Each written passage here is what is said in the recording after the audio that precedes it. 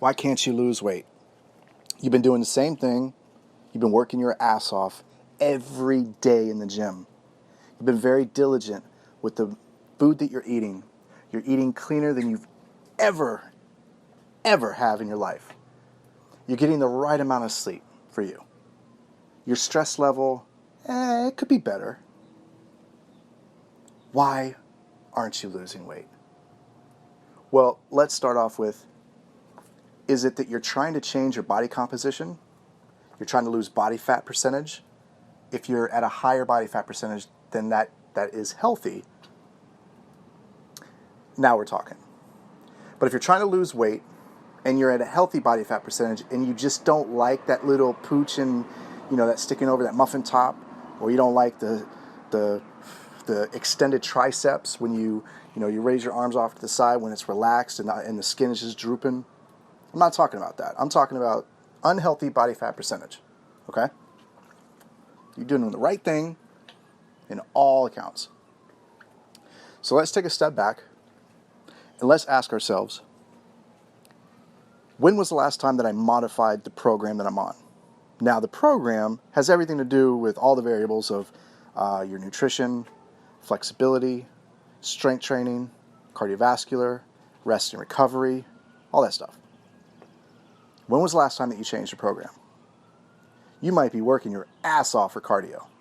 Absolutely. And I applaud that. Eating clean, all that stuff that I just mentioned, boom, beautiful. But go back to what I just asked. When was the last time that you modified your program? The body is smart.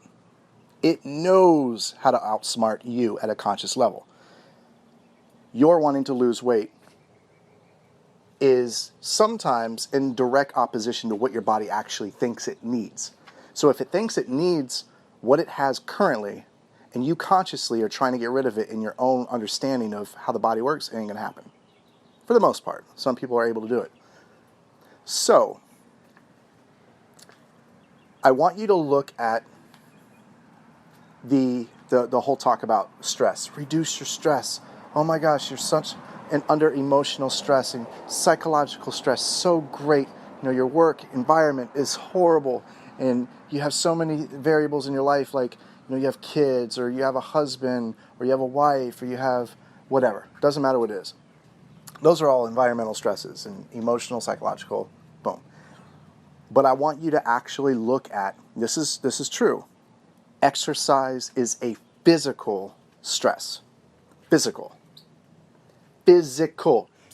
Take your index finger on your right hand and your thumb on your right hand and pinch your left bicep. Pinch it right now. Now what you just did is that you physically caused stress at the skin level. I don't want you to grab, your muscle and pinch it and be like, boom, black and blue. But that's physical. Now we're talking about physical stress. Your body has to do something, the environment inside of your body has to do something about that stress. Now, if it's a new stress, your brain and all the processes, your hormonal system, everything has to figure out a way, and it does. It figures out a way to strengthen the defenses so that stress isn't as great next time. That's why people who are able to live in extreme conditions like Alaska in the dead, the winter, negative 55 degrees Fahrenheit, and they live in that environment. Or you have people that live in the Sudan with no water, no clean food, no clean water. They're able to live. They don't have a great living, but their bodies as the organism have been able to adapt to that environment. That stress around your body adapts to it. So exercise is stress. You do any type of cardiovascular stress when you do cardio. You do muscular, skeletal stress and endocrine stress, your hormones, everything. When you do resistance training, actually when you do cardio. But if that stress continues to be the exact same, your body says, you know what?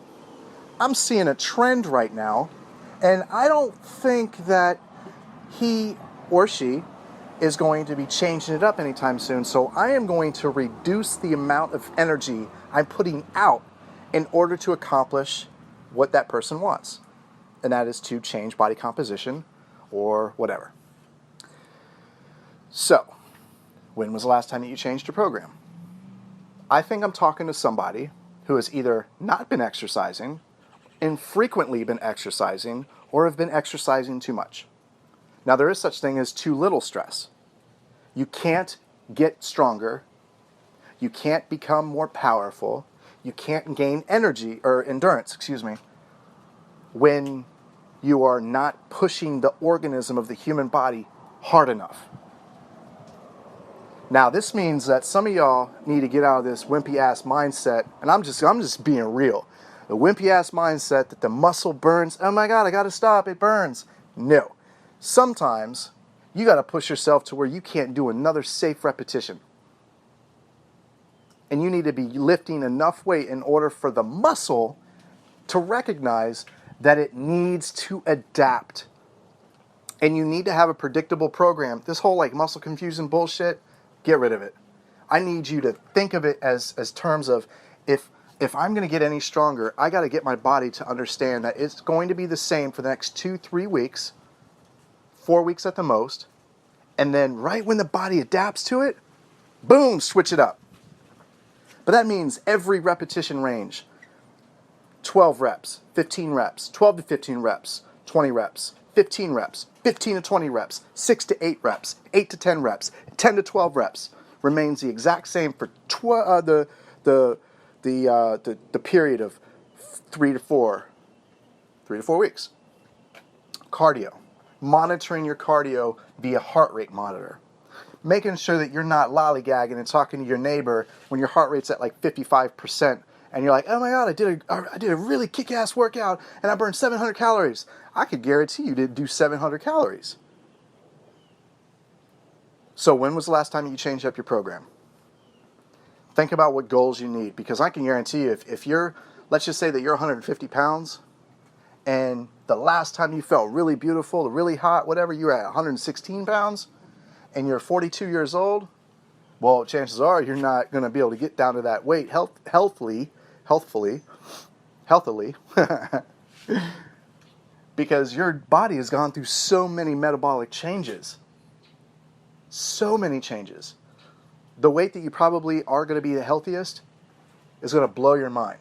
It might be 147 pounds. 147 pounds.